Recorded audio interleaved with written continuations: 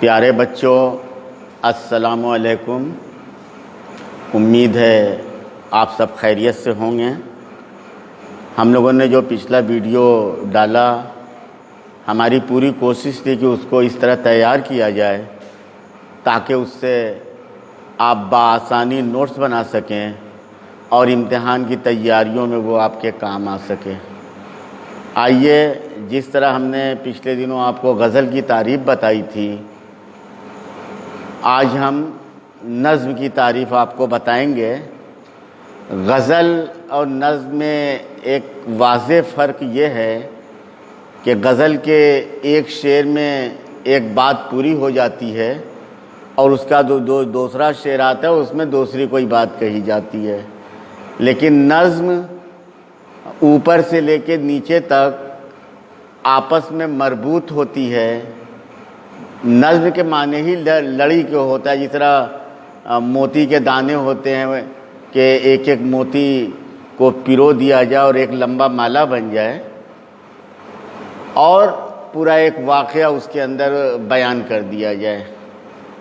نظم کے لغوی معنی لڑی میں موتی پرونا ہوتا ہے اور نظم کے دوسرے معنی انتظام، ترتیب، آرائش کے معنی آرائش یعنی سجانا بھی ہے۔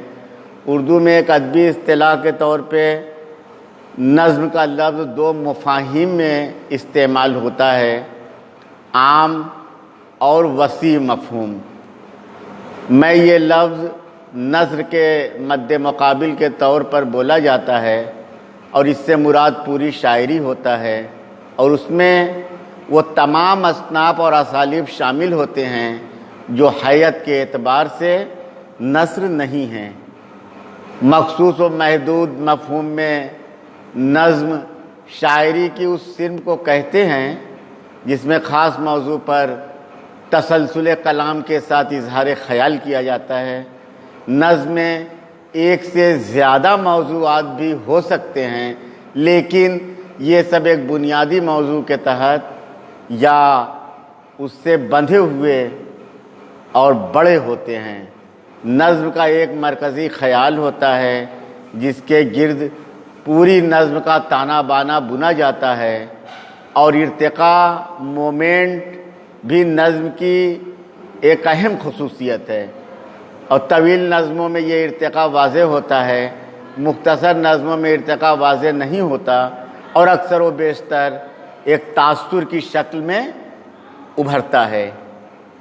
نظم کی ان خصوصیات کی روشنی میں یہ کہا جاتا ہے کہ اردو میں غزل کے علاوہ جتنی بھی اصناف شاعری ہیں وہ سب نظم میں داخل ہیں، لیکن اپنی چند الگ الگ خصوصیات کی بنا پر کچھ اصناف ہیں، اس لیے ان اصناف کو نظم کہہ کر انہی ناموں سے یاد کیا جاتا ہے۔ دراصل ایک صنف سخن کے اعتبار سے نظم کی اصطلاح ایک جدید تصور ہے، اور جن معنوں میں ہم آج اس اصطلاح کا استعمال کرتے ہیں اس کا تصور پہلے زمانے میں نہیں تھا، اسی لیے اکثر نظم کے لیے نظم جدید کی اصطلاح بھی استعمال کی جاتی ہے، جو شاعری زبانوں کے ادب سے لی گئی ہے۔ کچھ اصناف جیسے گیت، دوہا، سانٹ وغیرہ کو بھی انہی ناموں سے پکارا جاتا ہے۔ حالانکہ بنیادی طور پر یہ سب نظم ہی کی قسمیں ہیں۔ اب نظم کے لیے تو حقیقی شکل کی کوئی قید ہے اور نہ موضوعات کی، چنانچہ اردو میں غزل اور مثنوی کی حقیقی شکل میں بھی مختلف قسم کے بندوں پر مشتمل نظمیں بھی اور آزاد و معرہ نظمیں بھی لکھی گئی ہیں۔ اسی طرح کوئی بھی موضوع نظم کا موضوع ہو سکتا ہے، جیسے کسان ہوا، کھیتی ہوئی، فسادات ہوئے، یا آپ کسی تاریخی عمارت کو دیکھ لیں، آپ اس پہ نظم کہہ سکتے ہیں۔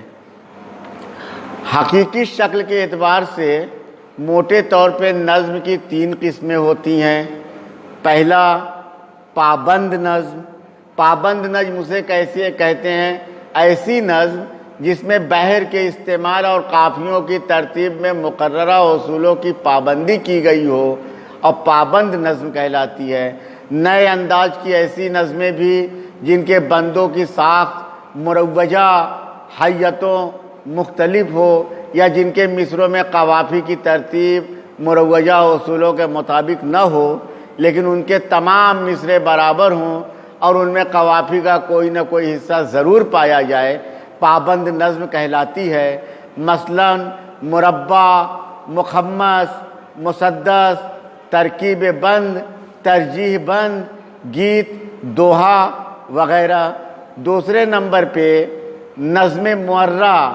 نظم معرہ ایسی نظم ہے جس کے تمام مصرے برابر کے ہوں مگر ان میں قافیہ نہ ہو، نظم معرہ کہلاتی ہے. شروع میں اسے نظم غیر مخفہ یا بے قافیہ کہا جاتا تھا. کچھ لوگوں نے اسے نظم عاری بھی کہا ہے. آج کل اسے نظم معرہ ہی کہا جاتا ہے.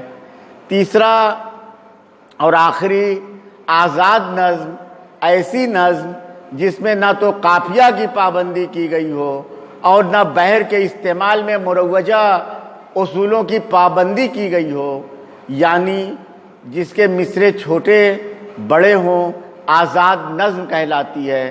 آزاد نظم میں وزن ہوتا ہے، قافیہ ضروری نہیں ہے. تو یہ تھا بچوں نظم کی تعریف. اب آنے والے دنوں میں انشاءاللہ تعالی ہم آپ کو قصیدہ کے بارے میں بتائیں گے.